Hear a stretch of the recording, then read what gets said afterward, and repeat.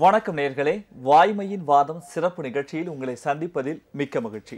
நேர்களே, இன்றைய வாய்மையின் வாதம் நிகழ்ச்சியை நாம் சந்திக்கக்கூடிய சிறப்பு ஆளுமை விடுதலை சிறுத்தைகள் கட்சியின் தலைவர் திரு தொல் திருமாவளவன் அவர்கள். இவரை பற்றி சொல்லணும் அப்படின்னா எல்லாருக்குமே நிச்சயமாக தெரிஞ்சிருக்கும். பல ஆண்டுகளாக ஒடுக்கப்பட்ட மக்களின் வாழ்வுரிமைக்காக பல போராட்டங்களையும் பல கருத்துக்களையும் தெரிவித்து வருபவர். அதே சமயத்தில் சமீபத்தில் இவர் முன்னாள் இந்நாள் பின்னால் ஆளுமைகளை பற்றி பல்வேறு கருத்துக்களை தெரிவித்திருக்கிறார். அது சம்பந்தமாகத்தான் இன்றைய நம்முடைய வாய்மையின் வாதம் நிகழ்ச்சியில் அவருடன் கலந்துரையாட இருக்கிறோம். நிகழ்ச்சிக்கு போகலாம். வணக்கம் சார். வணக்கம். ஒடுக்கப்பட்ட மக்களின் வாழ்வுரிமைக்காக ஒரு 25 ஆண்டுகளுக்கு மேலாக நீங்கள் அந்த போராட்டத்தில் பல கருத்துக்களை பகிர்ந்து கொண்டிருக்கீங்க. இதெல்லாம் போதுமா? இதனால் என்ன முன்னேற்றம் ஏற்பட்டது இதுவரைக்கும்? ஒடுக்கப்பட்ட சமூகத்தின் வரலாறு என்பது ஒரு நீண்ட நெடிய பின்னணியை கொண்டது. குறிப்பிட்ட சில ஆண்டுகளில் ஒரு மாற்றத்தை ஏற்படுத்திவிட முடியும் என்று நாம் கற்பனை செய்ய முடியாது. புரட்சியாளர் அம்பேத்கர் அவர்களுக்கு முன்னாலேயே பல தலைவர்கள் போராடி இருக்கிறார்கள், எத்தனையோ பங்களிப்பை ஆற்றியிருக்கிறார்கள். அவர்களின் தொடர்ச்சியாகத்தான் புரட்சியாளர் அம்பேத்கர் அவர்கள் இந்த மக்களின் மீட்சிக்காக தன்னுடைய வாழ்வை ஒப்படைத்தார்.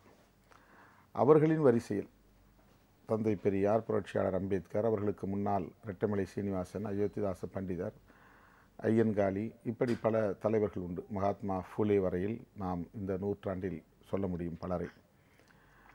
ஆக ஒவ்வொருவரும் அவரவர் சக்திக்கு ஏற்ப பங்களிப்பை செலுத்தியிருக்கிறார்கள். அந்த வரிசையில் அந்த களத்தில் என்னாலான பங்களிப்பை நான் செலுத்தி வருகிறேன். இன்னும் சில ஆண்டுகள் தேவைப்படலாம், இன்னும் சில ஆளுமைகள் தேவைப்படலாம். இது குறிப்பிட்ட இந்த 25 ஆண்டுகளுக்கு மேலாக திருமாவளவன் ஒடுக்கப்பட்ட மக்களுக்காக இதை பெற்று தந்தார். இதில் இதன் முயற்சியாக, அவருடைய முயற்சிக்காக இது அவர்களுக்கு வழங்கப்பட்டது அப்படிங்கிறத ஏதாவது குறிப்பிட்டு சொல்ல முடியுமா? இது ஒரு தொண்டு நிறுவனத்திடம் கேட்க வேண்டிய கேள்வி. ஒரு தொண்டு நிறுவனம் தான் குறிப்பிட்ட சில செயல் திட்டங்களை ப்ராஜெக்ட் என்கிற பெயரால் செய்து கொடுக்கிற வழக்கம் உண்டு. அரசியல் இயக்கம் என்பது கருத்தியல் ரீதியாக மக்களிடத்தில் என்ன தாக்கத்தை ஏற்படுத்தியிருக்கிறோம் என்பதுதான் சாதனையாக பார்க்க முடியும்.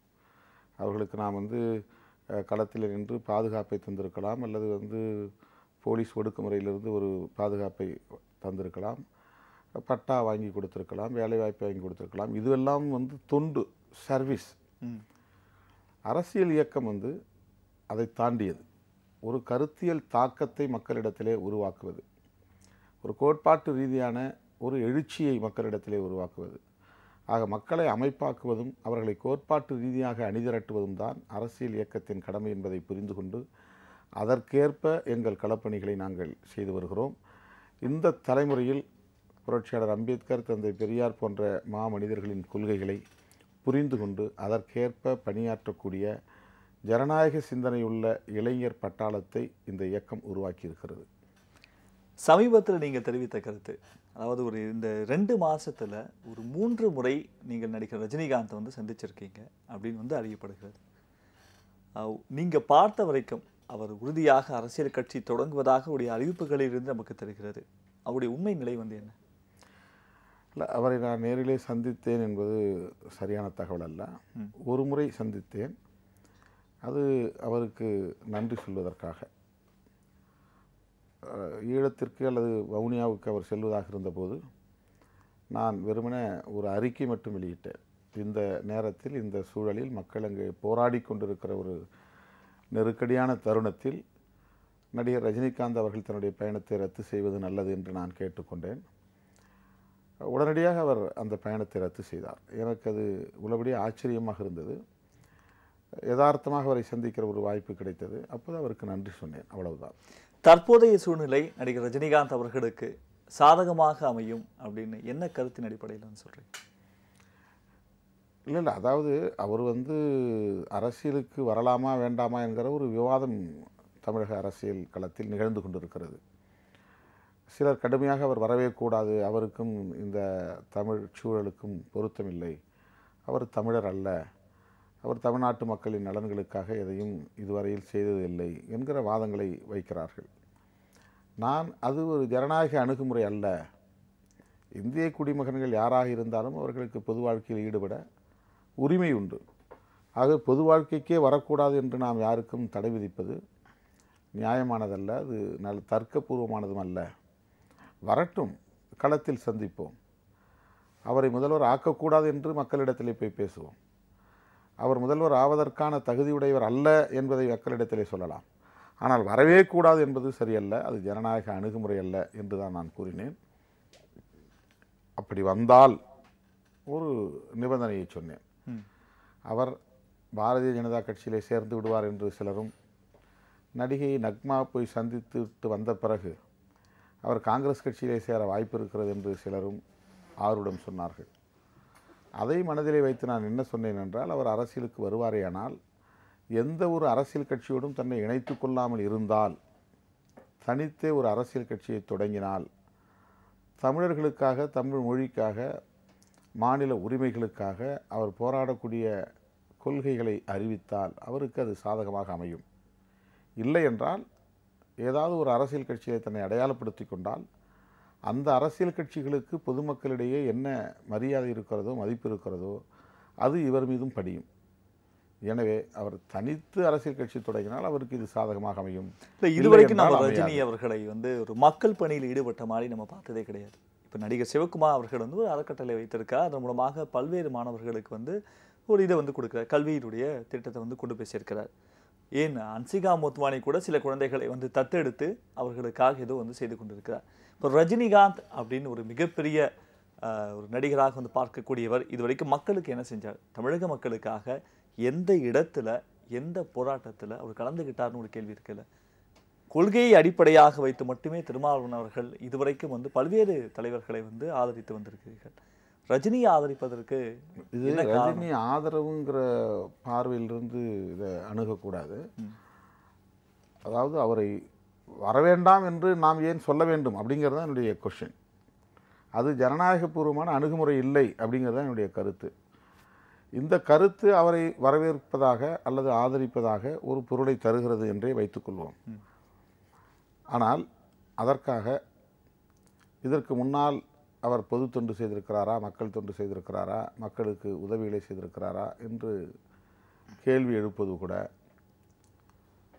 மேலோட்டமாக பார்த்தால் சரியென தோன்றலாம். ஜனநாயக முறைப்படி பார்த்தால் அப்படி கேள்வி எழுப்ப வேண்டிய அவசியமும் இல்லை என்று வருகிறது. இல்ல, மக்கள் அதை பார்ப்பாங்க. அது எல்லாருக்குமே அந்த அடிப்படையில் தான் அவருக்கான வரவேற்பு இருக்க போகுது. அதை பற்றி நாம ஏன் கவலைப்படணும்? அவர் தொண்டு செய்யலை, அதனால் மக்கள் புறக்கணிக்க போகிறாங்க. அவர் எந்த உதவியும் செய்யலை, அதனால் மக்கள் ஏற்க மறுக்க போகிறார்கள். ஆக அது மக்கள் தீர்மானிப்பார்கள். இல்லை, வருவதற்கு முன்பே ஜெயலலிதா, கருணாநிதி அவர்களுக்கு பிறகு ஜெயலலிதாவுடைய வெற்றிடத்தை ரஜினி அவர்கள் நிரப்பக்கூடும் அப்படின்னு சொல்வது எந்த அளவுக்கு சாத்தியமாகும்?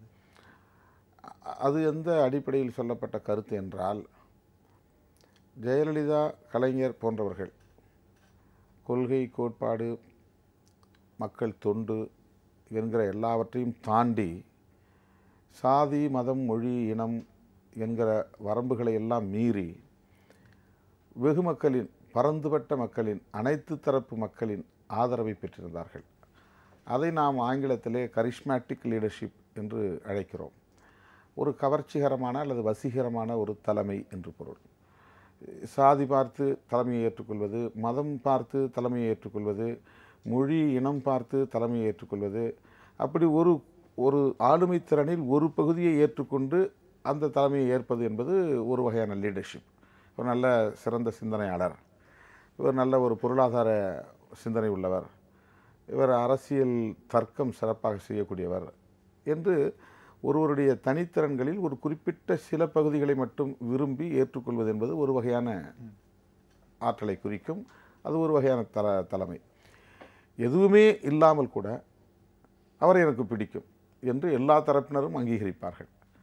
அதற்கு அவருடைய பன்முக ஆளுமை என்பது காரணமாக இருக்கலாம். ஆளுமை திறன், ரஜினியுடைய ஆளுமை திறன் இதுவரைக்கும் எங்க வெளிப்பட்டு இருக்கு? இல்லை, அந்த மாதிரியான ஒரு வசீகர தலைமை அண்ணாவுக்கு இருந்தது, அடுத்து கலைஞருக்கு இருந்தது, எம்ஜிஆருக்கு இருந்தது, ஜெயலலிதாவுக்கு இருந்தது. அவர்கள் நால்வருமே ஆட்சி கட்டில் அமர்வதற்கு முன்பே அரசியலை பற்றி அதிகமாக பேசியவர்கள். அரசியலை பேசியதற்காக அல்ல, அவர்களுக்கு அந்த கரிஷ்மேட்டிக் என்பதற்கு அவருடைய உழைப்பு, அவருடைய தனித்திறன், அவங்களுடைய ஏற்கனவே இருக்கக்கூடிய ஒரு பாப்புலாரிட்டி, மக்கள் மத்தியில் இருக்கக்கூடிய ஒரு பிரபலம். இப்போ எம்ஜிஆருக்கும் ஜெயலலிதாவுக்கும் அவங்க 2 பேரும் வந்து அரசியலில் ஈடுபாடு கொண்டிருந்தார்கள் அப்படிங்கிறது ஒரு பக்கம் போனாலும், 2 பேருமே திரைப்பட கதாநாயகர், கதாநாயகி என்கிற ஒரு பின்புலத்தை கொண்டிருந்தார்கள். அந்த பின்புலமே அவர்களுக்கு ஒரு கரிஷ்மேட்டிக்கான ஒரு வசீகரமான தலைமையை தந்தது. இந்த இடத்தில் நான் குறிப்பிடுவது, ரஜினி அவர்கள் இதுவரையில் அரசியல் ரீதியாக என்ன பேசினார், மக்களுக்கு என்ன தொண்டு செய்தார், நாட்டு மக்களுக்காக என்ன குரல் கொடுத்தார் என்கிற கேள்விகளை தாண்டி, எத்தனையோ கலைஞர்கள் இங்கே திரைப்பட உலகத்தில் இருந்தாலும், கமல்ஹாசன் போன்ற ஆற்றல் வாய்ந்த பல திரைப்பட கதாநாயகர்கள் இருந்தாலும், சூப்பர் ஸ்டார் என்று அழைக்கப்படக்கூடிய பெருமைக்குரியவராக கடந்த 25-30 ஆண்டுகளுக்கு மேலாக அந்த இடத்தை அவர் தக்க வைத்துக் கொண்டிருக்கிறார். ஒன்றே போதும். சிவாஜி அவர்கள் வந்து அரசியலுக்கு வரும்போது சிவாஜி, கார்த்தி, சரத்குமார், விஜயகாந்த் எல்லாரும் சொல்லி முடிச்சார். இது வந்து ஒரு வசீகரம். குழந்தையிலிருந்து முதியவர்கள் வரையில் காரணமில்லாமல் ரஜினி படத்தை ரசிப்பது அப்படிங்கிறது ஒரு வசீகரம். தமிழ்நாட்டு அரசியல் தெரிந்தோ தெரியாமலோ தொடர்ந்து 50 ஆண்டு காலத்திற்கு மேலாக திரைப்பட உலகத்தோடு தொடர்புடையவர்களையே முதல்வர் நாற்காலியில் அமர வைத்திருக்கிறார்கள், அல்லது மிக உயர்ந்த இடத்தில் அமர வைத்திருக்கிறார்கள். இப்போ அண்ணா வந்து திரைப்பட கதாநாயகர் அல்ல, ஆனால் திரைப்பட உலகத்தோடு தொடர்புடையவர்.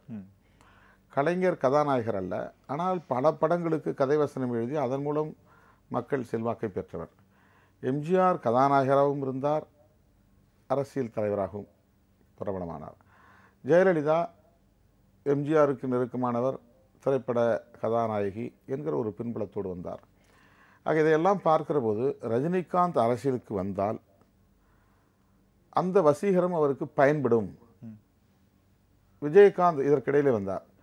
விஜயகாந்த் வந்து இதுக்கு முன்னாடி வந்து பெரிய போராட்டங்களையோ மாநாடுகளையோ நடத்தி அப்படியெல்லாம் அவர் வந்து 10 ஆண்டுகள் காத்திருந்து அப்புறம் அவர் எதிர்கட்சி தலைவராக கட்சி தொடங்கினார், தேர்தலில் நின்னார், எதிர்கட்சி தலைவர் ஆகிட்டார். இப்போ நான் 25 வருஷமாக களத்தில் நிற்கிறேன், மக்கள்கிட்ட போராடிக்கிட்டு இருக்கிறேன். கீழே நின்று அவங்களோட உட்காந்து, தரையில் உட்காந்து, பனியில் நனைஞ்சி, வெயிலில் காய்ந்து அந்த மக்களோடு பணியாற்றி கொண்டிருக்கிறேன். என்னால் இந்த சட்டமன்றத்திற்குள்ளே எவ்வளோ நாள் இருக்க முடிந்தது, எத்தனை உறுப்பினர்களை அனுப்ப முடிந்தது. ஆக இது ஒரு சான்றுக்காக சொல்கிறேன். இப்படி என்னை போல பலரும் இப்போ பிரபலமானவர்கள் அதில் ஒரு வசீகரம் என்பது திரைப்படத்தின் மூலம் இருக்கிறது என்பதை நாம் உணர முடிகிறது. அந்த வசீகரம் வந்து ரஜினிகாந்துக்கு இருப்பதனால் அந்த வசீகர தலைமையை அவர் இட்டு நிரப்ப வாய்ப்பு இருக்கிறது அப்படின்னு நான் சொன்னேன். இல்லை, இதே போல பல நடிகர்கள், நீங்கள் சொல்ற நடிகர்கள் எல்லாமே வந்து திரைத்துறையிலும் சரி, இங்கே அரசியல் துறையிலும் கோலோச்சியவர்கள், மறுக்க முடியாது. ஆனால் அதே சமயத்தில் திரைத்துறையில் வந்து கோலோச்சியவர்கள் இங்கே தமிழக அரசியல் இல்லாமலும் போயிருக்காங்க. சிவாஜி, கார்த்திக், சரத்குமார், பாக்கியராஜ் அப்படின்னு நம்ம எண்ணற்ற நடிகர்களை வந்து நம்ம சொல்ல முடியும். அப்படி இல்லாமலும் போயிருக்காங்க. அது மாதிரி ஒரு நிலை வந்து ரஜினிகாந்துக்கு அவங்க அரசியல் உலகத்தில் அடியெடுத்து வைத்த காலத்திற்கும் ரஜினிகாந்த் அடியெடுத்து வைக்க முனைவதற்குமான காலத்திற்கும் வேறுபாடு இருக்கிறது. கலைஞர், எம்ஜிஆர் என்கிற ஜாம்பவான்கள் அரசியல் களத்தில் இருந்தபோது சிவாஜி, பாக்கியராஜ் போன்றவர்கள், ராஜேந்தர் போன்றவர்கள் கட்சி தொடங்கினார்கள். அவர்கள் முன்னால் இவர்கள் ஈடுபடவில்லை. இன்றைக்கு ரஜினிகாந்த் அரசியலுக்கு வர வேண்டும் என்று விரும்புகிற காலத்தில் ஜெயலலிதா என்கிற ஒரு பெரிய ஆளுமை இல்லை, கலைஞர் என்கிற ஒரு மகத்தான ஆளுமை கடந்த காலத்தில் போல் சிறப்பாக தீவிரமாக செயல்படக்கூடிய நிலையில் இல்லை. ஆகவே இது அவர்களுக்கு ஒரு சாதகமான தருணம் என்று கருதி அடியெடுத்து வைக்க முயற்சிக்கலாம். அதுதான் காரணமாக இருக்கலாம். எனவே ரஜினிகாந்த் அரசியல் பிரவேசம் செய்யக்கூடிய காலத்திற்கும் சிவாஜி பிரவேசம் செய்த காலத்திற்கும் வேறுபாடு இருக்கிறது. ஆனால் இப்போ தான் தமிழக அரசியல் ஒரு திரை பிரபலங்கள் இல்லாமல் ஒரு கொள்கையின் அடிப்படையில் வந்து போகுமோ அப்படிங்கிற ஒரு எண்ணம் வந்து தமிழக அரசியல் மத்தியில், வாக்காளர்கள் மத்தியில் இருக்குது. ஏன்னா இப்போ மிகப்பெரிய நீங்கள் சொல்வது போல் திரைத்துறையிலிருந்து வந்த ஆளுமை வந்து கிடையாது. இங்கே அந்த பக்கம் பார்த்தா அதிமுகலேருந்து 2-3 அணிகள் வந்து இருந்தாலும் அதிமுகவில் திரை பிரபலங்கள் அப்படின்னு யாரும் கிடையாது. திமுகவிலையும் அதே நிலைமை தான், மற்ற கட்சிகளும் அதே நிலைமை தான். விஜயகாந்த் கொஞ்சம் உடல்நிலை சரியில்லாமல் இருக்கார். இப்போ இந்த சூழ்நிலை வந்து தமிழக அரசியலை கொண்டு போகாமல் மீண்டும் ஒரு அரசியல் தலைவர் வந்து திரைத்துறையிலிருந்து உருவாக்குவதற்கான காரணம் வந்து என்ன? உருவாக்குவதல்ல, வந்தால் என்ன நிகழும் அப்படிங்கிறது என்னுடைய கருத்து. வருக என்று நான் சிவப்பு கம்பளம் விரிக்கவில்லை, வந்தால் வரவேற்போம் என்கிறோம். இது ஒரு ஜனநாயக அணுகுமுறை, அவ்வளவுதான். ஆனால் வெளியிலிருந்து பார்க்கும்போது நாளைக்கு நடிகர் விஜய் கட்சி ஆரம்பிச்சா கூட வரட்டுமே, அல்லது அஜித் ஆரம்பிச்சா கூட ஆரம்பிக்கட்டுமே, அப்படிதான் நான் சொல்லுவேன். அது இதனால ஒன்றும் தவறு இல்லைங்கிறது தான். ஏன்னா திரைப்பட கதாநாயகர்கள் தமிழ்நாட்டை சீரழித்து விடுவார்கள், அவர்களுக்கு அந்த புரிதல் இல்லை, அவர்களுக்கு அந்த அக்கறை இல்லை என்று நாம் விமர்சித்தால் நாம் மறுபடியும் பின்னோக்கி போக வேண்டி வரும். அப்போ இவ்வளவு காலம் நாம் எம்ஜிஆரை அனுமதித்தது எப்படி, ஜெயலலிதாவை அனுமதித்தது எப்படி, அவர்களை எந்த அடிப்படையில் புரட்சித் தலைவர் புரட்சி தலைவி என்று ஏற்றுக்கொண்டோம் என்கிற விமர்சனங்கள், விளக்கங்கள், விவாதங்கள் நிகழும். இல்லை, ஒரு காலத்தில் கலைஞர் அவர்களை வந்து தூக்கி பிடித்த திருமாவளவன், அடுத்து ஜெயலலிதா அவர்களை வந்து தூக்கி பிடித்த திருமாவளவன், அடுத்து அங்கிருந்து வைகோ அவர்களையும் விஜயகாந்த் அவர்களையும் தூக்கி பிடித்த திருமாவளவன் இன்றைக்கு ரஜினியை தூக்கி பிடிக்கிறார், நாளைக்கு விஜயையும் இவர் தூக்கி பிடிப்பதற்கு தயாராக இருப்பார் அப்படின்னு ஒரு கேள்வி எழுதுகிறார். இந்த சொல்லாடலே முதல்ல தவறு.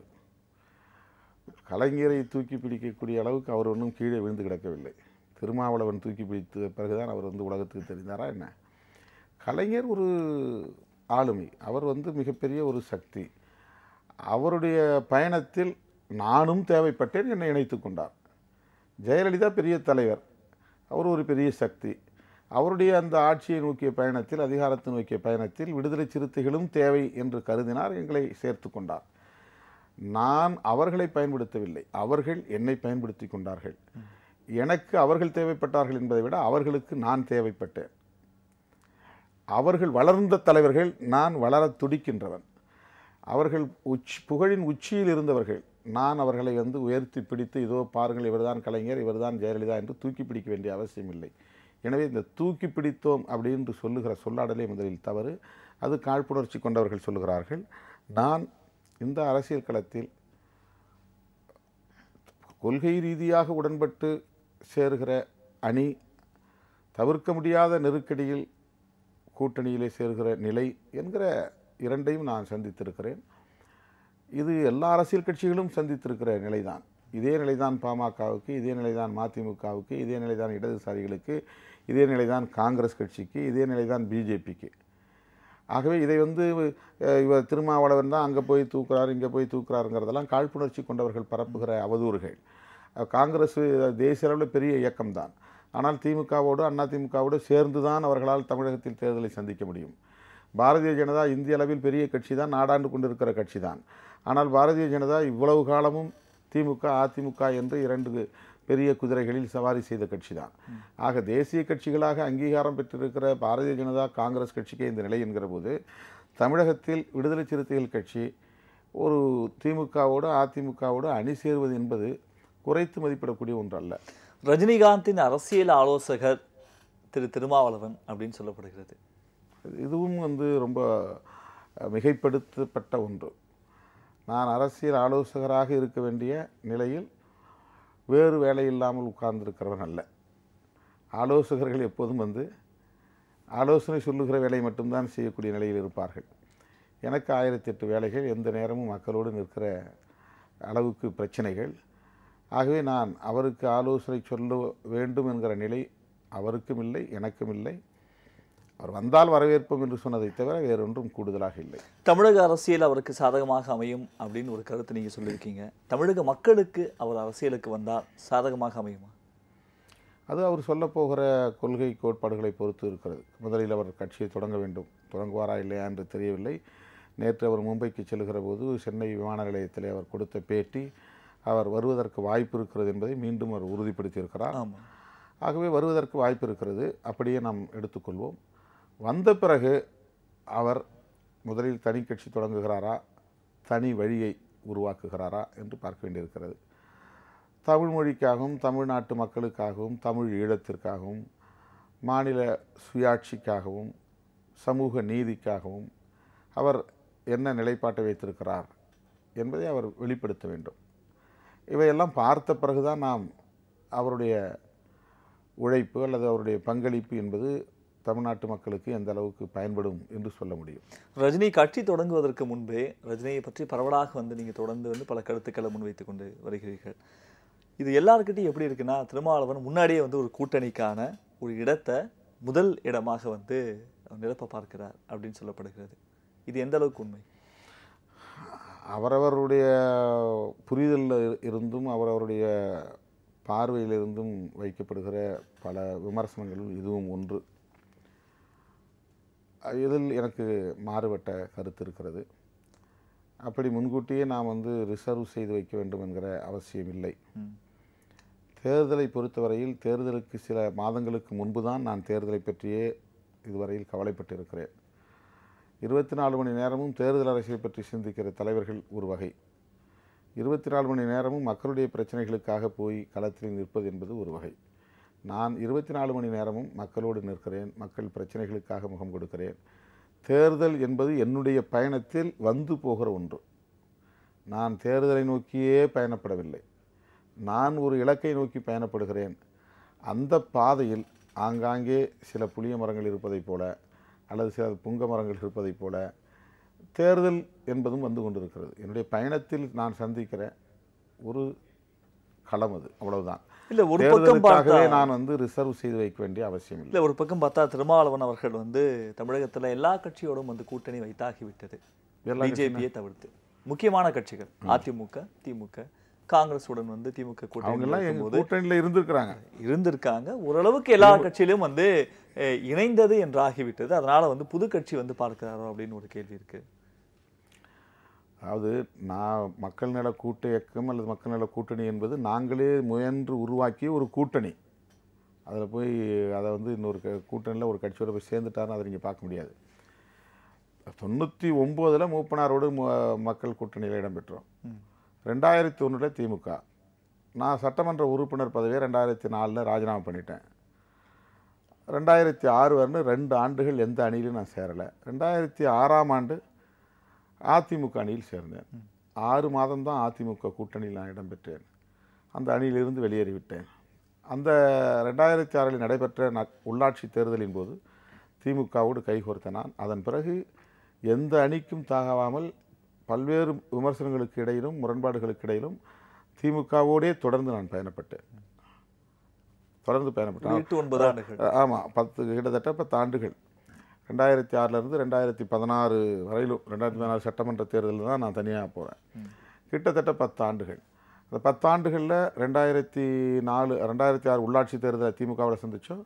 2009 நாடாளுமன்ற தேர்தல், 2011 சட்டப்பேரவை தேர்தல், 2011 உள்ளாட்சி தேர்தல், 2014 நாடாளுமன்ற தேர்தல் என்று 4 தேர்தல், 2 உள்ளாட்சி தேர்தல். இப்படி திமுகவோடு தான் நான் பயணப்பட்டிருக்கிறேன். இதில் இருந்து எப்பவும் நான் டப்புன்னு அந்த பக்கம் மாறலை, அதிமுகவுக்கு மாறலை. அப்போ தொடர்ச்சியாக வந்து ஒரு ஒரு கொள்கை சார்ந்த நிலையில் நமக்கு வந்து பதவி முக்கியமல்ல, சமூக நீதி கோட்பாட்டில் எப்போதும் திமுக ஒரு சாதகமான நிலையை எடுக்கக்கூடிய கட்சி. அதனால் அந்த கட்சியோடு நாங்கள் வந்து தொடர்ந்து ஒரு 10 ஆண்டு காலம் பயணப்பட்டு இருக்கிறோம். 2016 தவிர்க்க முடியாத நிலையில் நாங்கள் வந்து கூட்டணி ஆட்சி என்கிற ஒரு புதிய முழக்கத்தை முன்வைத்தோம், விடுதலை சிறுத்தைகள் கட்சி. அதன் அடிப்படையில் இடதுசாரிகளோடும் அதிமுகவோடும் சேர்ந்து பணியாற்றக்கூடிய ஒரு சூழல் அமைந்தது. அதுவே ஒரு கூட்டணியாக மாறியது. ஆகவே நாங்கள் 2016 எந்த கட்சியோடு நான் போய் சேரலை. 2016 புதிய கூட்டணி உருவாக்கி இப்போ இருக்கக்கூடிய சூழ்நிலை ஸ்டாலினுக்கு எதிராக ரஜினிகாந்தை பார்க்கக்கூடிய நிலை இருக்கா? நம்ம இதை பற்றி தொடர்ந்து ஒரு சின்ன பிரேக் அப்புறமா வந்து பேசலாம். நேர்களே, ஒரு சிறிய இடைவேளைக்கு பிறகு வாய்மையின் வாதம் நிகழ்ச்சி தொடரும். வாய்மையின் வாதம் நிகழ்ச்சி தொடர்கிறது. 96 ரஜினியுடைய வாய்ஸ் வந்து நன்றாகவே ஈடுபட்டது. அது வந்து அரசியல் ஒரு மாற்றத்தையும் தமிழகத்தில் கொண்டு வந்தது அப்படின்னு சொல்லலாம். ஆனால் 98 2004 அந்த நிலை என்பது வேறாகிவிட்டது. அதற்கு பிறகு அவரே வந்து ரெட்டைலைக்கு வந்து ஓட்டு போடுங்க அப்படின்னு கேட்கக்கூடிய ஒரு சூழல் இருந்தது. 2016 ஒரு ரசிகர்களுடைய விருப்பம் அப்படின்னு வந்து சொல்லிட்டார். இப்போ அந்த வாய்ஸ் ஏற்கனவே எடுபடாமல் போகும்போது இப்போ அவர் அரசியலுக்கு வந்தால் எடுபடக்கூடிய வாய்ப்பு இருக்கா? தொடக்கத்தில் நீங்கள் ஒரு கேள்வியோடு முடிச்சிங்க. ஸ்டாலினுக்கு எதிராக ரஜினியை இல்லை, நம்ம அதை பற்றி பேசலாம், தொடர்ந்து நிறுத்த போகிறீர்களா? கண்டிப்பாக நம்ம அதை பற்றி பேசலாம். சரி, அதுக்கு பிறகு நான் விடை சொல்கிறேன். ரஜினி வாய்ஸ் இப்போது எடுபடுமா, அதுதான் உங்களுடைய கேள்வி. ஆமாம். அப்போது அவர் வந்து யாருக்கோ ஆதரவு குரல் கொடுத்தார், அதுதான் ரஜினி வாய்ஸ். இப்போது அவரே களத்திற்கு வருகிறார். இதற்கும் அதற்கும் பெரிய வேறுபாடு இருக்கிறது.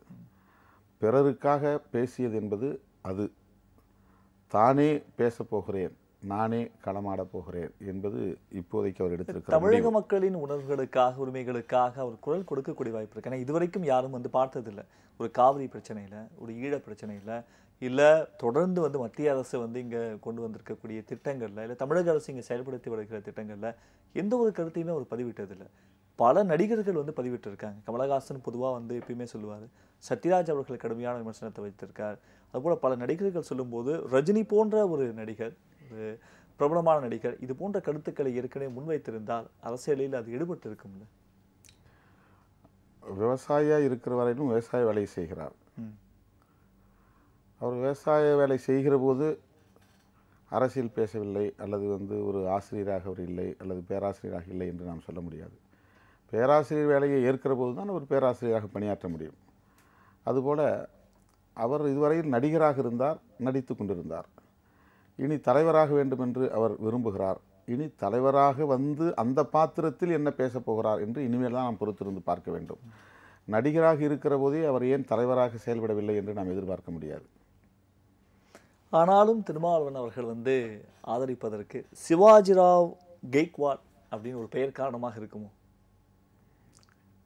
அப்படி என்ன அது என்ன பொறுத்த இருக்குன்னு தெரியல. இல்லை, ஒரு சாதிய அரசியலை ஒரு ரஜினி அவர்களை வெளிப்படையாக வந்து சொல்லணும் அப்படின்னா, ரஜினி அவர்களும் ஒரு தலித் அப்படிங்கிற அடிப்படையில் பல பேர் பல கருத்துக்களை சமூக வலைதளங்களை முன்வைக்கிறாங்க.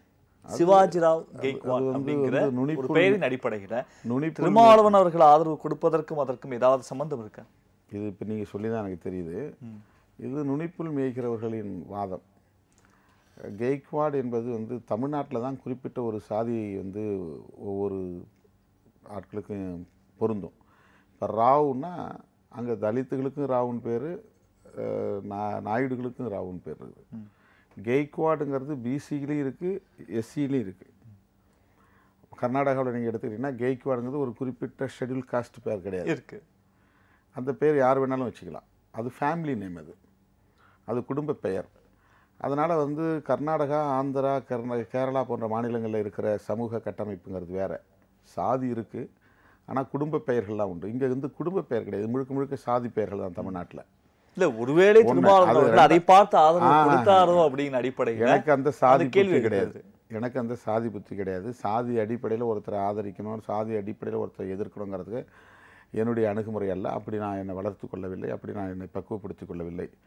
ரஜினிகாந்த் அவர்கள் என்ன சமூகம், என்ன சாதி என்று இதுவரையில் நான் வந்து நினைத்து கூட பார்த்ததில்லை. அப்படி ஒரு சிந்தனை எனக்கு எழவே இல்லை. சாதி புத்தியே தங்களுடைய சொந்த புத்தியாக கொண்டிருப்பவர்கள், அந்த அடிப்படையிலே சிந்திப்பவர்கள் தான் ரஜினிகாந்த் என்ன சாதியாக இருப்பார் என்று சிந்திக்க தொடங்கியிருக்கிறார்கள். நான் கலைஞரை ஆதரித்த போது நான் கலைஞர் என்ன தலித்தா, எம்ஜிஆரை ஆதரித்த போது நான் என்ன எம்ஜிஆர், ஜெயலலிதாவை ஆதரித்த போது ஜெயலலிதா தலித்தா? அது தவறு. அது இன்றைக்கி வந்து நான் வந்து மீரா குமாரை ஆதரிக்கிறேன், ஆனால் ராம்நாத் கோவிந்தை நான் எதிர்க்கிறேன். ராம்நாத் கோவிந்தை தலித்துன்னு சொல்கிறாங்க பிஜேபி, எனக்கு தெரியாது. மீரா குமார் தலித்துன்னு தெரியும், அவர் வந்து பாபு ஜெகஜீவன் ராமுடைய மகள். ஆனால் பாபு ஜெகஜீவன் ராம் மகள் என்பதற்காக நான் வந்து மீரா குமாரை ஆதரிக்கவில்லை. ராம்நாத் கோவிந்தோடு மீரா குமாரை ஒப்பிட்டு பார்க்கிற போது 2 பேருக்கும் மலைக்கும் அடுவுக்கும் உள்ள வேறுபாடு இருக்கிறது. மீரா குமாருக்கு ஒரு அரசியல் பாரம்பரியம் இருக்கிறது. பாபு ஜெகஜீவன் ராம் வந்து தலித் மக்களுக்காக இந்தியா முழுவதும் காங்கிரஸ் கட்சியில் இருந்தாலும் கூட பணியாற்றியவர். அந்த சிந்தனை இந்த அம்மையாருக்கு உண்டு, ஒரு ஜனநாயக சிந்தனை உள்ளவர். அவர் முழுக்க முழுக்க தலித் மக்களிடமிருந்து தன்னை அந்நியப்படுத்தி கொண்டு தலித் மக்களை எதிர்க்கக்கூடிய, சாதியத்தை ஆதரிக்கக்கூடிய ஒரு அரசியல் இயக்கத்திலே தன்னை உட்படுத்தி கொண்டு அதிலேயே தன்னை வளர்த்து கொண்டவர். ஒரு முழு நேர ஆர்எஸ்எஸ் இயக்க தொண்டர் அவர். ஒரு ஆர்எஸ்எஸ் இயக்க தொண்டர் எந்த காலத்திலும் வந்து சாதி ஒழிகன்னு சொல்ல வாய்ப்பே கிடையாது. ஒரு ஆர்எஸ்எஸ் இயக்க தொண்டர் வந்து புரட்சியாளர் அம்பேத்கருடைய கொள்கைகளை முழுமையாக உள்வாங்க முடியாது. ஆக ராம்நாத் கோவிந்த் அவர்கள் நரேந்திர மோடியின் விருப்பத்தை நிறைவேற்ற முடியுமே தவிர அம்பேத்கரின் ஆசைகளை நிறைவேற்ற முடியாது. திருமாவளவன் ஒரு தலைமையில் ஒரு தேர்தல் வந்து நடப்பது இப்போது, திருமாவளவன் ஒரு முதலமைச்சராக வந்து வேட்பாளராக நிறுத்தப்படுவது எப்போது? அது மக்கள் தீர்மானிப்பார்கள். உழைப்பின் அடிப்படையிலும் அர்ப்பணிப்பின் அடிப்படையிலும் மக்கள் கவனித்து கொண்டிருக்கிறார்கள், தீர்மானிப்பார்கள். நானே அடுத்த முதல்வர் என்று சுயத்தம்பட்டம் அடிக்க எனக்கு ஒருபோதும் உடன்பாடு இல்லை. நான் தான் இந்த மண்ணை ஆளுவேன் என்று நான் தன் வழி மாற்றான் வழி அறியாமல் பேச விரும்பவில்லை. அது ஒரு எதேச்சதிகாரமான போக்கு. இன்னும் சொல்லப்போனால் தன்னுடைய சுயநலத்தை வெளிப்படுத்துகிற போக்கு. பொது தொண்டு ஆற்ற வருகிற போது பதவியும் பவிசும் அதிகாரமும் நம்மை தேடி வரக்கூடிய வகையில் நாம் பணியாற்ற வேண்டுமே தவிர நான் தான் என்று சொல்லுவதில் எனக்கு உடன்பாடு இல்லை. சரி, ராம்நாத் கோவிந்த் அவர்கள் வந்து ஒரு ஆர்எஸ்எஸ் பின்புலம் கொண்டவர் அப்படின்னு சொல்கிறீங்க. திரு ரஜினிகாந்த் அவர்களும் ஆர்எஸ்எஸ் பின்புலம் கொண்டவர், அவரும் வந்து ஒரு ஆன்மீகத்தில் இருக்காரு, இமயமலைக்கு போறாரு அப்படின்னு பரவலாக எல்லாருக்குமே வந்து தெரிந்த விஷயம். பிஜேபியும் அதை காரணமாக வைத்து தான் வந்து அவரை வந்து வசீகரப்படுத்த நினைக்கிறது அப்படின்னு ஒரு பரவலாக ஒரு கருத்து இருக்கு. இப்போ ஏன் அதற்கு பார்க்கின்ற திருமாவளவன் இதற்கு ஏன் பார்க்கல அப்படின்னு ஒரு கேள்வி இருக்குல்ல. இப்போ இன்னும் ரஜினிகாந்த் எங்கேயுமே ஃபீல்டு பண்ணவே இல்லையா? அவர் என்ன பிரதமர் வேட்பாளர்னு அறிவிச்சிருக்காங்களா, முதல்வர் வேட்பாளர்னு அறிவிச்சிருக்காங்களா? அவர் கட்சியில பெரியார் பிறந்த மண் ஒரு திராவிடம் இருக்கக்கூடிய இதெல்லாம் மக்கள்கிட்ட சொல்லுவோம், மக்களுக்கு தெரியும்ல. ரஜினிகாந்த் நான் பாக்குற மாதிரி நீங்க பாக்குற ரஜினி முதலமைச்சராக ஏற்றுக்கொள்ள வேண்டாம் அப்படின்னு அவர் அரசியலுக்கு வந்தால் திருமாவளவன் அவர்கள் வந்து சொல்வாரா? ஏன் அப்படி சொல்லணும்? மக்கள் தீர்மானிப்பார்கள். அப்ப அந்த கேள்வி இருக்குல்ல. அன்னைக்கு வந்து அவர் என்ன கொள்கை சொல்ல போறாருன்னு இருக்கு. இதுக்கு முன்னாடி ஒன்னா இருக்கலாம். ஒரு கட்சி தொடங்கிய பிறகு கட்சியினுடைய கொள்கைகளை வந்து அவர் வரையறை செய்து அதை பிரகடனப்படுத்துகிற போது தான் அதுக்குள்ளே நம்ம போக முடியும். சுதாகர் ரெட்டின்னு பேர் வச்சிருக்காரு, ஆனால் அவர் பேசுகிற அரசியல் வந்து இடதுசாரி அரசியல், ஜனநாயக அரசியல். அவர் பெயருக்கு பின்னால் ரெட்டி இருக்குங்கிறதுனால அவரை சாதியவாதியை நான் பார்க்க முடியாது. ஒருவேளை ரஜினி EMS நம்பூதிரி பாடுங்கிறது சாதி பெயர், ஆனால் அவருடைய வாழ்க்கைங்கிறது ஒரு அர்ப்பணிப்பான வாழ்க்கை. அவர் வந்து ஒரு இடதுசாரி சிந்தனையாளர், ஜனநாயக சிந்தனையாளர். அதுக்காக நான் அவரை வந்து ஒரு சாதி பேரை பின்னால் ஒட்டிக்கிட்டு இருக்காரு அப்படிங்கிறதுக்காக நான் வந்து அவரை தூக்கி எறிஞ்சிட முடியாது. இங்கே சாதி பேரை தன் பேருக்கு பின்னால் வச்சிக்காம பெரியார் படத்தை போட்டுக்கிட்டு சாதி வெறியை தூண்டி அதில் குளிர்காய விரும்புகிறவர்கள் எவ்வளவு பேர் இருக்காங்க. ஒருவேளை ரஜினி அவர்கள் கட்சி தொடங்கி பிஜேபியோடு இணைந்தால் திருமாவளவன் அவர்களுக்கு ஆதரவு கொடுப்பதற்கு தயாரா? அப்படி ஒருபோதும் வாய்ப்பில்லை. ரஜினி தனியாக நின்றால் ஆதரவு, தனியாக நின்றால் ஆதரவுன்னு நான் சொல்லல. நீங்க பிஜேபியோட சேர்ந்தால் ஆதரவு உண்டா இல்லையான்னு கேட்டீங்க, இல்லைன்னு சொல்றேன். அவருடைய கொள்கையை பொறுத்து ரஜினிகாந்த் அவர்களுக்கு ஆதரவு கொடுப்பதற்கு தயார். அவர் அறிவிக்கட்டும், கட்சியை தொடங்கட்டும், கொள்கை கோட்பாடுகளை பிரகடனம் செய்யட்டும், அதன் பிறகு பார்க்கலாம். இல்லை, எல்லா பக்கமும் ஒரு வேக்கண்ட் ஒரு நம்ம ஒரு சீட்டை வந்து போட்டு வைக்கிற மாதிரி இல்லையா? அதிமுகவில் நம்ம அங்கே போய் பார்க்குறோம், ஜெயலலிதா இருக்குமோ மருத்துவமனையில் போய் பார்த்தோம், சசிகலா அவர்களையும். இது எல்லாத்தையுமே ஏன் அரசியல் தேர்தல் அரசியலோட பொருத்தி பார்க்கல? இல்ல, இது அரசியல் நாகரிகம் என்கிற அடிப்படையில தாண்டி எல்லா பக்கம் ஒரு இணக்கமாக ஒரு சூழ்நிலையோடு இருக்காரு அப்படிங்கிறதையும் தாண்டி அது சாதாரண ஆளுமை அல்ல. எல்லாரோட இணக்கமா இருக்கிறதுங்கிறது தான் வந்து ஒரு அதுக்கு ஒரு தனித்திறன் வேணும். அது வந்து வந்து கோழைத்தனம் இல்லை, அல்லது வந்து நத்தி பிழைக்கிற தன்மை அல்ல. எனக்கு எந்த எதிர்பார்ப்பும் கிடையாது. ஒரு நாம் பழகி இருக்கிறோம், என் மேலே அவங்களுக்கு வந்து ஒரு பிரியம் இருந்திருக்கு, என் மீது வந்து அவங்களுக்கு வந்து ஒரு அக்கறை இருந்திருக்கு. அவங்களோட நம்ம வந்து பழகிய காலத்தை நினச்சி பார்த்தோம், உடம்பு சரியில்லை பார்க்க போனேன். சரி, அதில் எனக்கு எந்த அரசியல் நோக்கம் கிடையாது. 2 மாதத்துக்கு முன்னாடி வரைக்கும் வந்து திமுகவோட திருமாவளவன் அவர்கள் வந்து ஒரு நெருக்கமாக இருந்தார். இந்த வைர விழா சம்பவத்தில் என்ன நடந்தது, அதற்கு பிறகு ஏன் திமுகவிலிருந்து ஒரு பெரிய டிஸ்டன்ஸ்? அது இடைவெளி இருப்பதாக ஒரு தோற்றத்தை ஊடகங்கள் உருவாக்கி இருக்கின்றன. அப்படி எந்த இடைவெளியும் ஏற்பட்டதாக நான் கருதவில்லை. வைர விழாவுக்கு அவர்கள் திட்டமிட்டு ஒரு நிகழ்ச்சியை ஒருங்கிணைக்கிறார்கள். அதில் வந்து திருமாவளவனை அழைத்தே தீர வேண்டும் என்று ஏதாவது கட்டாயம் இருக்கிறதா? அப்படி கிடையாது. நான் மட்டும் இல்லை, தமிழ்நாட்டில் அப்படி பல கட்சிகளுடைய தலைவர்கள் திமுகவோடு நெருக்கமாக இருக்கிறார்கள். அவர்களுக்கும் கூட அந்த அழைப்பு இல்லை. என்னுடைய கருத்து என்ன நான் சொல்லியிருந்தேன் என்றால், சட்டமன்ற பணிகள் குறித்த ஒரு வைர விழா, அதில் அவரோடு நெருக்கமாக இணக்கமாக இருந்த தமிழ்நாட்டு தலைவர்களையும் அழைத்திருந்தால், காலை மாலை அமர்வு என்று போட்டிருந்தால், அவருடைய அருமை பெருமைகளை இப்போது இளம் தலைமுறைக்கு நாம் நினைவூட்டி இருக்க முடியும். ஒரு தேசிய அளவில் வந்து பல தலைவர்களை அழைக்கும் போது அந்த கூட்டத்தை அதிகப்படியான நேரம் வந்து நீட்டிக்க முடியாது. அதான் காலை மாலை அமர்வுன்னு சொல்கிறேன். ஒரு அமர்வுல தேசிய தலைவர்கள் பேசட்டும், இன்னொரு அமர்வுல தமிழ்நாட்டு தலைவர்கள் பேசட்டும். இல்ல, அது மட்டுமே தான் வந்து காரணமா? இல்ல, கருணாநிதி அவர்களினுடைய தலைமையை ஏற்றுக்கொண்ட திருமாவளவன் அவர்கள் ஸ்டாலினுடைய தலைமையை ஏற்றுக்கொள்வதற்கு ஏதாவது, ஏற்றுக்கொள்ளாமல் இருப்பதற்கு ஏதாவது காரணம் இருக்கா? நான் திமுக தொண்டர் அல்ல, நான் ஒரு அரசியல் கட்சி நடத்துகிறேன். திராவிட முன்னேற்ற கழகத்துக்கு கலைஞர் ஒரு வலுவான தலைமையை தந்த காலம். இன்றைக்கு அவருடைய வழியில் அவருடைய குடும்ப வாரிசாகவும் அரசியல் வாரிசாகவும் தளபதி ஸ்டாலின் அவர்கள் செயல் தலைவர் பொறுப்பேற்று சிறப்பாக செயல்பட்டு கொண்டிருக்கிறார். அவருக்குன்னு ஒரு பர்சனல் அஜெண்டா இருக்குது, அவங்க பார்ட்டிக்குன்னு ஒரு பர்சனல் அஜெண்டா இருக்குது, அவங்களுடைய சொந்த செயல் திட்டம்னு. அதுக்குள்ளே நம்ம தலையிட முடியாது.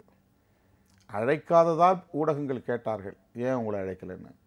அதுக்கு நான் சில பதிலை சொன்னேன், என்னுடைய ஆதங்கத்தை நான் சொன்னேன், அவ்வளவுதான். தமிழ்நாட்டு தலைவர்கள் அவரோடு களப்பணி ஆற்றியவர்கள், சமகாலத்தில் பணியாற்றியவர்கள் அழைக்கப்பட்டிருந்தால் இந்த 60 ஆண்டுகளில் அவர் சாதித்த சாதனைகளை எல்லாம் இளம் தலைமுறைக்கு எடுத்துரைத்திருக்க முடியும். இது என்ன காரணமாக இருக்கும்? ஒரு கம்யூனிஸ்ட் கட்சியில் வந்து கூப்பிடுறாங்க, காங்கிரஸ் கட்சி கூப்பிடுறாங்க, மற்ற கட்சிகளை கூப்பிடுறாங்க. அதான் தேசிய தலைவர்கள், அவங்களாம் தேசிய கட்சிகள். மாநில தலைவரை மாநில கட்சியை மட்டும் வந்து அவங்க கூப்பிடல அப்படின்னு சொல்றீங்க. அப்படிதான் அவங்க திட்டமிட்டிருக்காங்க. தேசிய அளவிலான கட்சிகளை மட்டும் அதற்கு பிறகுதான் திருமாவளவன் அவர்களுடைய பேச்சில் வந்து ஒரு வேறு மாதிரியான ஒரு தோற்றம் இருக்கு. இல்லை இல்லை இல்லை, அதுக்கு முன்னாடியே நீங்கள் வந்து இதே ஒரு வார இதழில் இப்போ பேட்டி வந்த வார இதழிலே திரு ஸ்டாலின் அவர்களை பற்றி ஒரு பேட்டி வந்தது. அது வந்து இது மாதிரி இன்னொரு ஜெயலலிதா, ஸ்டாலின், திருமாவளவன். இல்லை, அதுவும் நான் அந்த கேள்விக்கு தான் வரேன். ஜெயலலிதா, கருணாநிதி, குறிப்பாக கருணாநிதி அவர்களுக்கு பிறகு ஒரு வசீகரமான தலைவர் வந்து ஸ்டாலின் வந்து கிடையாது. ஏன்னா கட்சி தொண்டர்களுக்கு வேணா ஒரு தலைவராக இருக்கலாம், மக்கள் ஏற்றுக்கொள்ளக்கூடிய தலைவர் இல்லை அப்படிங்கிறத எந்த அடிப்படையில் வந்து சொல்றீங்க? இல்லை, மக்கள் ஏற்றுக்கொள்ளக்கூடிய தலைவர் இல்லைன்னு நான் சொல்லலை. லீடர்ஷிப்பில் பல வகை இருக்கு. சரி, இன்டலெக்சுவல் லீடர்ஷிப்ன்றது, கரிஸ்மேட்டிக் லீடர்ஷிப்ன்றது, வெறும் பொலிட்டிக்கல் லீடர்ஷிப் இருக்கு. இந்த மாதிரி நீங்கள் லீடர்ஷிப் வந்து நம்ம பல வகை. கட்சியே தொடங்காத ஒருத்தர் இவர் கட்சி வந்து தொடங்கினால் இவர் வந்து முதலமைச்சராக வருவதற்கான வாய்ப்பு இருக்கு. இவர் கீழே வந்து எப்படி செயல்படுது அப்படின்னு பார்க்கலாம். ரஜினிகாந்த் சொல்லும்போது பல வருடங்களாக வந்து அரசியலிருந்து பயணிக்கக்கூடியவர் ஸ்டாலின். அவரை பற்றி புரிஞ்சுக்கிறதுக்கு இவ்வளோ நேரமாகுதா? என்ன புரிஞ்சுக்கிட்டு தான் நான் சொல்கிறேன், புரிஞ்சுக்காம சொல்லலையே. புரிஞ்சிக்காம நான் சொல்லலையே. அவருடைய ஸ்டைலில் அவருக்குன்னு ஒரு ஆற்றல் இருக்குது, அதை அவர் வந்து சாதித்து காட்டியிருக்காரு. அதனால தான் இன்றைக்கி கலைஞரை அடுத்து அவர் இந்த பெரிய கட்சியை தன்னுடைய தலைமைக்கு கீழே கொண்டு வந்து கட்டுப்படுத்தி அதை ஒழுங்குபடுத்தி கொண்டுட்டு போகிறார். அது ஒன்றும் சாதாரணமான. இப்போ அவருடைய செயல்பாடு எப்படி இருக்கு?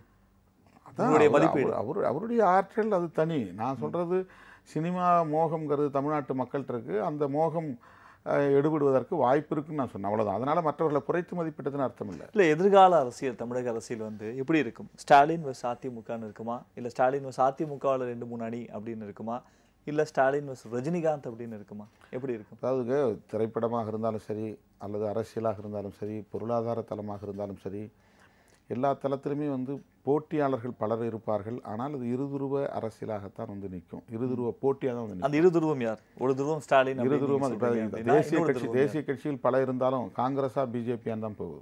சரி, தமிழ்நாட்டுக்குள்ளே வந்து எத்தனையோ பல கட்சிகள் இருந்தாலும் திமுகவா அதிமுகவா என்பது தான் நீண்ட காலமாக இருந்தது. ஒரு காலத்தில் காங்கிரஸ் அதிமுகவான இருந்துச்சு, அதன் பிறகு திமுகவா அதிமுகவான்னு மாறிச்சு. திமுகவா அதிமுகவுன்னு மாறினதுனால தான் காங்கிரஸும் பிஜேபியும் வளர முடியல. அந்த இருதுருவ அரசியலுக்குள்ளே போய் அவங்க சிக்கிக்கிட்டாங்க. சரி, இப்போ வந்து அதிமுக ஜெயலலிதா அம்மையாருக்கு பிறகு ஒரு வலுவான தலைமையை கொண்டிருக்கவில்லை என்பது யதார்த்தமான உண்மை.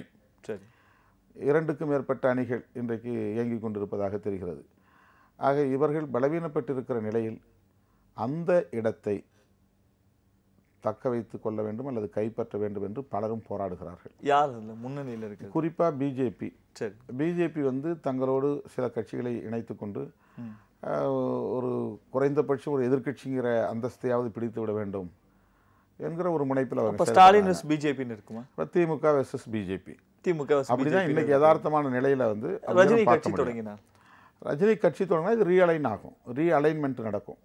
நிச்சயமா இந்த சக்திகள் எல்லாமே வந்து பிஜேபிக்கு பின்னால போகும்னு சொல்ல முடியும். அப்போ ஒரு விஷயம் மட்டும் தெளிவா இருக்கு, திமுகவை வைத்துதான் மற்ற அரசியல் கட்சிகள் எல்லாமே வந்து அரசியலுடைய தமிழக வாக்காளர்களை கவரணும் அப்படின்னா கண்டிப்பா திமுகவுக்கு மாற்றாக இருக்கணும். அப்பதான் வந்து இடம் பிடிக்க முடியும். 1967க்கு பிறகு திமுக தான் வந்து மையப்புள்ளி. திமுக வெர்சஸ் யார்? அண்ணா வெர்சஸ், அடுத்து கலைஞர் வெர்சஸ் எம்ஜிஆர், கலைஞர் வெர்சஸ் ஜெயலலிதா, இப்போ ஸ்டாலின் வெர்சஸ் கொஷின். ஓகே, அது யாருங்கிறதா கொஷின் வந்து எதிர்காலத்தில் வரக்கூடிய தேர்தல் தான் வந்து நம்மளுக்கு உறுதிப்படுத்தும். இன்னும் நிறைய விஷயங்கள் பேசலாம், அதுக்கு முன்னாடி மீண்டும் ஒரு பிரேக் எடுத்துக்கலாம். நேயர்களே, ஒரு சிறிய இடைவேளைக்கு பிறகு வாய்மையின் வாதம் நிகழ்ச்சி தொடரும். வாய்மையின் வாதம் நிகழ்ச்சி தொடர்கிறது. நம்ம குடியரசுத் தலைவர் அப்படிங்கிற ஒரு மிக நாட்டினுடைய முதல் குடிமகன் அப்படிங்கிற மிக உயர்ந்த ஒரு பதவி, அதை வைத்து அரசியல் நடப்பதாக இல்லையா? தலித் அப்படிங்கிற போர்வையில் தலித்தை தான் அங்கே வேட்பாளராக நிறுத்தணும் அப்படிங்கிற அடிப்படையில் எல்லாருமே மாற்றி மாற்றி ஒரு அரசியல் வந்து பண்ணிகிட்ருக்காங்க. அந்த பதவியில் என்ன முக்கியத்துவம் இருக்குது, அதை வைத்து என்ன அரசியல் நடக்குது அப்படிங்கிறத பார்க்காம அவங்க ஒரு வேட்பாளர் நிறுத்தினா இன்னொரு பக்கம் ஒரு தலித் வேட்பாளர் நிறுத்தணும் அப்படிங்கிற ஒரு கட்டாயம் வந்து ஏன் வருது? தலித் மக்கள் மத்தியில் இப்போது ஒரு அரசியல் விழிப்புணர்வு உருவாகி இருக்கிறது. தலித் மக்களுடைய பிரச்சனைகள் விவாத பொருளாக மாறி இருக்கிறது. தலித்துகளுக்கான அதிகாரம் என்பது இன்றைக்குத்தான் மிக முக்கியமான ஒரு பொருளாக, விவாத பொருளாக மக்கள் மத்தியில். அது குடியரசுத் தலைவர் போஸ்ட் கொடுத்துட்டா வந்து சரியாயிடுமா? இல்லை, அது இதெல்லாம் வந்து ஒரு சிக்னிஃபிகண்ட், அதாவது ஒரு ஒரு ஒரு ஒரு ஐக்கன், அது ஒரு அடையாளம், அவ்வளவுதான். இல்லை, இது எப்படி வந்து எல்லாரும் வந்து ஒரு பக்கம் வந்து ஏற்றுக்கிட்டோம். இப்போ நீங்கள் திருமாவளவன் அவர்கள் வந்து இந்த பதவிக்கு வந்து ஒரு தலித்தை வந்து தேர்ந்தெடுக்கணும் அப்படிங்கிறத எப்படி எந்த கோணத்தில் வந்து பார்க்கிறார்? ஏன்னா இப்போ அவர் தன்னிச்சையாக முடிவெடுக்க முடியுமா அப்படின்னா இல்லை. இப்போ அதை வைத்து ஏதாவது அரசியல் இருக்கா அப்படின்னா அரசியல் இருக்குது. உண்மையாகவே மனம் உவந்து அவர்களை வந்து இந்த பதவிக்கு இவர் வந்து பொருத்தமானவர் அப்படின்னு வந்து ஒரு தேர்ந்தெடுக்கிறாங்க அப்படின்னா இல்லை. இப்போ எந்த கோணத்தில் நீங்கள் வந்து பார்க்குறீங்க அப்படின்னு இருக்குல்ல? இன்னைக்கு தலித் இஷ்யூஸ் வந்து இன்டர்நேஷ்னல் டிபேட்டாக மாறி இருக்கு. சரி, குடியரசுத் தலைவர் வேட்பாளராக ஒரு தலித் நிறுத்தப்படுவதனால் தலித் அப்படிங்கிற ஒரு சொல்லே இன்னைக்கு உலகம் தழுவிய விவாத பொருளாக மாறி இருக்கு. இந்திய அளவில் மட்டுமல்லாமல் உலக அளவில் இந்தியாவுடைய குடியரசுத் தலைவருக்காக ஒரு தலித் வேட்பாளர் பிஜேபி நிறுத்தியது. போட்டிக்கு எதிர்க்கட்சியில் எல்லோரும் சேர்ந்து ஒரு தலித் வேட்பாளரை நிறுத்தியிருக்கிறார்கள். குயிஸ் தலித், தலித்னா யார், ஏன் எதுக்காக அவங்க நிறுத்துறாங்க, இது இன்னைக்கு ஒரு விவாத பொருளாக மாறி இருக்கிறது. இப்படி ஒடுக்கப்பட்ட இதனால என்ன நன்மை கிடைக்கும், தலித் மக்களுக்கு என்ன நன்மை கிடைக்கும்? நன்மைங்கிறது ஒரு ஸ்ட்ரோக்ல கிடைக்கிறது இல்லை. சரி, ஒரு ஒரு பிரச்சனை என்பது முதல்ல வந்து பேசுபடு பொருளாக மாறணும், விவாதமாக மாற்றப்படணும். இல்லை, பேசிக்கிட்டே இருந்தா அதற்கான தீர்வு வந்து விவாதம் இல்லாமல் எந்த பிரச்சனைக்கும் சிக்கலுக்கும் தீர்வு கிடையாது. தலைமுறையாக ஆயிரம் ஆண்டுகளாய் அடக்கி ஒடுக்கப்பட்ட ஒரு சமூகம், அதிகாரம் மறுக்கப்பட்ட சமூகம், அதிகாரத்தை நோக்கி பயணப்படுகிற போது அதிகார வலிமையுள்ள அரசியல் கட்சிகள், எங்கள் கட்சியிலும் இந்த பிரதிநிதிகள் உண்டு என்று சொல்லிக் கொள்ளுகிற அளவுக்கான ஒரு மாற்றம் நிகழ்ந்திருக்கிறது. ஆக பாரதிய ஜனதாவுக்கும் ஒரு நெருக்கடி இல்லை. அதிகாரம் மறுக்கப்படுகிறது ஒரு பக்கம், இன்னொரு பக்கம் அதிகாரம் இல்லாத போஸ்ட் ஒரு பக்கம். இவங்க என்ன சொல்ல போறாங்களோ சட்டம் இயற்றுவதற்கான அதிகாரம் வந்து குடியரசுத் தலைவருக்கு கிடையாது, நாடாளுமன்றத்தில் இயற்ற போறாங்க. அப்படி இருக்கும்போது எல்லாமே ஒரு கேள்வியாக இருக்குல்ல. இதை நம்ம கொடுத்துட்டா தலித் மக்களுக்கு ஒரு விழிப்புணர்வு வந்துருமா, இல்லை அது ஒடுக்கப்பட்ட மக்களுக்கு நியாயம் வந்து கிடைச்சிடுமா, இல்லை எல்லாம் நல்லதுமே நடந்துருமா அப்படின்னா வந்து எல்லாமே கேள்வி கேட்குறாங்கல்ல. அப்போ இந்த பதவிக்கான முக்கியத்துவம் தலித்து ஒரு வேட்பாளரை நிறுத்துவது மட்டும் கிடையாது, எந்த நோக்கத்துக்காக நிறுத்துறாங்க அப்படிங்கிறதையும் நம்ம வந்து பார்க்கணும். நம்ம தொடர்ந்து ஒரு பொலிட்டிக்கல் ரெகக்னிஷன், இது வந்து ஒரு அரசியல் அங்கீகாரம், இது ஒரு அங்கீகாரத்துக்கான ஒரு போராட்டமே தவிர இதில் வந்து முழுமையாக என்ன பயன் என்ன மாற்றம் அப்படின்னு இந்த ஒற்றை பிரச்சனையை வைத்துக்கொண்டு நாம் ஒரு முடிவுக்கு வரக்கூடாது. அப்போ இது வந்து 13வது ஜனாதிபதினு நினைக்கிறேன். இதுவரையிலும் வந்து ஒரே ஒருத்தர் தான் தலித் அதில் வர முடிஞ்சிருக்கு. அப்போது இந்த 13 இதில் இவர் வந்தால் இன்னைக்கு யாராவது இவங்க 2 பேரில் ஒருத்தர் வந்தால் 2வது ஜனாதிபதி. ஆமாம், KR நாராயணனுக்கு அடுத்து தலித் வேட்பாளர். ஆமாம். அவ இது வந்து இப்படி ரொம்ப அரிதினும் அரிதாக ஒரு வாய்ப்பு. சரி, இப்போ ராம்நாத் கோவிந்த் அவர்கள் தான் வெற்றி பெறுவதற்கான வாய்ப்பு அதிகமாக இருக்கு. ஏன்னா 65% வாக்குகள் இதுவரைக்கும் பிஜேபி அதனுடைய கூட்டணி கட்சிகளுடைய வசம் இருக்கு. அப்படி இருக்கும்போது தலித் மக்களுக்கு இப்போ அவர் குடியரசுத் தலைவராக வந்து தேர்ந்தெடுக்கப்பட்டால் என்ன நன்மை நடக்கும், இல்லை இந்தியாவில் என்ன மாற்றம் வந்து நடக்கும்? இல்லை, இதுவே ஒரு மாற்றம் தானே. ஒரு ஊராட்சி மன்ற தலைவராக கூட வர முடியாதுங்கிற அளவுக்கு நெருக்கடி இருந்த இறுக்கம் நிறைந்த ஒரு சாதிய சமூக கட்டமைப்பில் ஒரு தாழ்த்தப்பட்ட சமூகத்தை சார்ந்தவன் இந்தியாவின் 110 கோடி மக்களில் முதல் குடிமகன். அப்படி இருக்கும்போது ராம்நாத் கோவிந்த் வந்து எதிர்ப்பதற்கான காரணம் என்ன? இல்லை, அவருடைய அரசியல், அவருடைய சிந்தனைகள் வந்து தலித் மக்களுக்கே எதிரானதாக போய் முடியலாம் என்கிற ஒரு நிலை. ஏற்கனவே அவர் வந்தா கண்டிப்பா அவர் தவறு நடக்கக்கூடிய வாய்ப்பு இருக்கு அப்படின்னு சொல்றீங்க. தலித் மக்களுக்கு ஆதரவாக செயல்பட மாட்டார். தலித்துக்கு ஆதரவுங்கிறது 2 விஷயமே இதை பார்க்கணும். ஒரு தலித் வந்து குடியரசுத் தலைவர் ஆகிறார் அப்படிங்கிறது வந்து ஒரு political recognition for all community. அகில இந்திய அளவில் இருக்கக்கூடிய தலித் சமூகத்திற்கான ஒரு பெரிய அங்கீகாரம் அது. அப்படி குடியரசுத் தலைவராக ஒருத்தர் வராருங்கிற போது அவர் என்ன மாதிரியான சிந்தனை பின்னணி கொண்டவராக இருக்கிறார் அப்படிங்கிறது முக்கியமானது. KR நாராயணன் அவர்கள் இருக்கும்போது இந்த கோத்ரா ரயில் எரிப்பு சம்பவத்தில் சில முக்கியமான முடிவுகளை, சில முக்கியமான கருத்துக்களை வந்து தெரிவித்தார். அது மாதிரியான ஒரு கருத்தை வந்து ராம்நாத் கோவிந்த் தெரிவிக்க மாட்டார். கோத்ரா ரயில் எரிப்பும் போது இவர் இருந்தார் நினைக்கிறேன், அப்துல் கலாம் இருந்தார் நினைக்கிறேன். ஆமாம், 2002 சில குஜராத் கலவரத்தின் போது வந்து சில கருத்துக்களை வந்து KR நாராயணன் அவர்கள் அவர் வந்து காங்கிரஸ் கட்சியால் தேர்வு செய்யப்பட்டவர், முன்மொழியப்பட்டவர். ஆனாலும் கூட அவர் காங்கிரஸ்காரர் என்பதையும் தாண்டி ஒரு அம்பேத்கரிய சிந்தனையாளராக இருந்தார். புரட்சியாளர் அம்பேத்கர் அவர்களை அவர் முழுமையாக உள்வாங்கிய காரணத்தால் அவருடைய அரசியல் என்பது இந்துத்துவ கோட்பாடுகளுக்கு எதிராக இருந்தது. இங்கே பிஜேபியும் அம்பேத்கரை வந்து தூக்கி பிடிக்கிறாங்கல்ல. அவர் அம்பேத்கரை வந்து நம்ம கொண்டாடுவதற்கு வந்து பிஜேபி தயாராக இருக்கு. இது வந்து ஒரு நகைமுறைன்னு சொல்லுவாங்க தமிழில், ஒரு வேடிக்கையான முரண்பாடு இது. அம்பேத்கர் வந்து தனது இறுதி மூச்சு வரையில் கடுமையாக மூர்க்கமாக எதிர்த்த கோட்பாட்டை உள்வாங்கியவர்கள் பிஜேபி ஆர்எஸ்எஸ். நான் பிறக்கும்போது என்னை இந்து என்று இந்த சமூகம் முத்திரை குத்தியது, ஆனால் சாகும்போது ஒரு இந்துவாக சாக மாட்டேன் என்று உறுதிமொழி எடுத்துக்கொண்டு அதன்படி அதை சாதித்து காட்டியவர் புரட்சியாளர் அம்பேத்கர். சமீபத்தில் நிறைய அம்பேத்கரை பற்றி வந்து 125வது பிறந்த தினத்தில் பிஜேபி அதற்கான ஒரு விழா வந்து கொண்டாடினாங்க. இப்போ டெல்லியில் அவருக்காக ஒரு இடம் வந்து அமைக்க போகிறாங்க அப்படின்னு பல்வேறு கருத்துக்களை அம்பேத்கரை முன்வைத்தும் அந்த பிஜேபி செய்கிறதுல அப்போ எதுவுமே தலித் மக்களுக்கு வந்து செய்யலை, இல்லை அம்பேத்கருக்கு இது வந்து சமூகத்தில் நிகழ்ந்திருக்கிற மாற்றங்களில் ஒன்று. புரட்சியாளர் அம்பேத்கர் அவர்கள் வாழ்ந்த காலத்தில் அவரை ஒரு பொருட்டாக மதிக்காமல் அவரை கடுமையாக விமர்சித்தவர்கள் அல்லது விமர்சித்தவர்களின் வாரிசுகள் இன்றைக்கு தலைகீழாக மாறி புரட்சியாளர் அம்பேத்கருடைய பிறந்த நாளை கொண்டாடுவதும், அவர் வாழ்ந்த இடத்தை லண்டன் மாநகருக்கு தேடி போய் அதை விலைக்கு வாங்கி அதை நினைவிடமாக மாற்றுவதும், அவருடைய 125வது பிறந்த நாளையொட்டி 125 அடி உயரத்தில் அவருக்கு சிலை நிறுவப் போகிறோம் என்று அறிவிப்பதும் தமிழக இந்திய அரசியல் களத்தில் உருவாகியிருக்கிற மிகப்பெரிய மாற்றம். இது அம்பேத்கருடைய உழைப்புக்கும் அவருடைய சிந்தனைக்கும் கிடைத்த மகத்தான வெற்றி.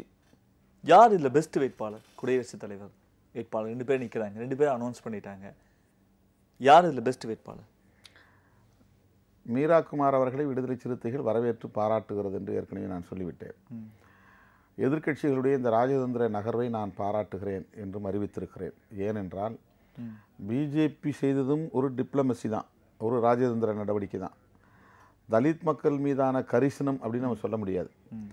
பிஜேபிக்கு ஆர்எஸ்எஸ் இயக்கத்துக்கு மிக முக்கியமான 2 சவால்கள் உள்ளன, சேலஞ்சஸ். என்ன அப்படின்னா, தலித்ஸ், ட்ரைபல்ஸ், இந்த 2 பெரும் சமூகம் அதிவேகமான மதமாற்ற நடவடிக்கைகளில் ஈடுபட்டு வருகின்றனர், குறிப்பாக வட இந்திய பகுதிகளில். ஒன்று கிறிஸ்டியன் அல்லது முஸ்லீம் அல்லது பௌத்தம், இந்த 3 மதங்களை தழுவக்கூடிய நிலையை அங்கு வந்து நாம் பார்க்கிறோம் அதிகமாக. இந்த கன்வர்ஷனை தடுத்து நிறுத்தணுங்கிறது பிஜேபிக்கும் ஆர்எஸ்எஸ்க்கும் உள்ள முக்கியமான ஒரு சவாலாக இருக்குது. அப்போ நம்ம இவங்களை கண்டுக்காமல் இவங்களை விலகி நாம் நின்னோம்னா இது நடந்துக்கிட்டே இருக்கும். இதை தடுக்கணும். 2வது சேலஞ்சு, எப்போவுமே தலித்துகளும் பழங்குடி மக்களும் பிஜேபிக்கு ஓட்டு போட்டுறது கிடையாது. கணிசமாக ஒரு 80-90% பேர் ஒன்று காங்கிரஸுக்கு போடுவாங்க, இல்லைன்னா மாநில கட்சிகளுக்கு போடுறாங்க. அப்படிலாம் பார்க்க முடியல. உத்தரப்பிரதேசத்தெல்லாம் வந்து அவர் வெற்றி பெற்றதை பார்க்கும்போது எல்லா சமூகத்தினரும் அதுதான் நான் சொல்ல வரேன்.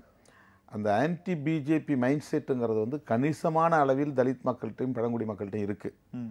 இந்த 2ஐயும் வந்து இவங்க எதிர்கொள்ள வேண்டிய ஒரு கட்டாயத்துக்கு ஆளாகி இருக்கிறாங்க. அதனால் தலித் மக்களை குறிவைத்து அரசியல் செய்வது என்பது இவர்களின் செயல் திட்டத்தில் ஒன்று, அஜெண்டா. அதாவது 5 years பிளான், 10 years பிளான் ஒன்று போடுறாங்க, 10 ஆண்டு கால செயல் திட்டம் கமிஷன் மாதிரி இவங்க தனியாக ஒரு 5 திட்டங்களை வந்து அதில் 10 ஆண்டு காலம் தலித்துகளை குறிவைத்து காய் நகர்த்துவது. அதுக்காக தான் அவங்க வந்து என்ன சொல்கிறாங்கன்னா, சேரிகளுக்கு போங்க, சேரி மக்களுடைய குடிசையில் உட்கார்ந்து சாப்பிடுங்க, சேரி மக்களுடைய பாத பூஜை பண்ணுங்க. பல பேர் வந்து முழு நேர பணியாளர்கள் சேரி சிறுவர்களை போய் குளிப்பாட்டி அவங்களுக்கு பாத பூஜை செய்கிற நடவடிக்கைலாம் நடந்துட்டு இருக்கு. சரி, நம்மளுக்கு இன்னும் வந்து சில நிமிடங்கள் மட்டும் இருக்கு. நான் என்னுடைய கேள்விகளுக்கு வந்து சுருக்கமான பதில் உங்களிடம் வந்து திரு ராம்நாத் கோவிந்த் அவர்கள் வந்து குடியரசுத் தலைவராக இந்தியாவில் தேர்ந்தெடுக்கப்பட்டால் என்ன மாற்றம் நிகழும்? இல்லை, அவர் தான் வெற்றி பெறுவதற்கான வாய்ப்பு அதிகம் இருக்கிறது.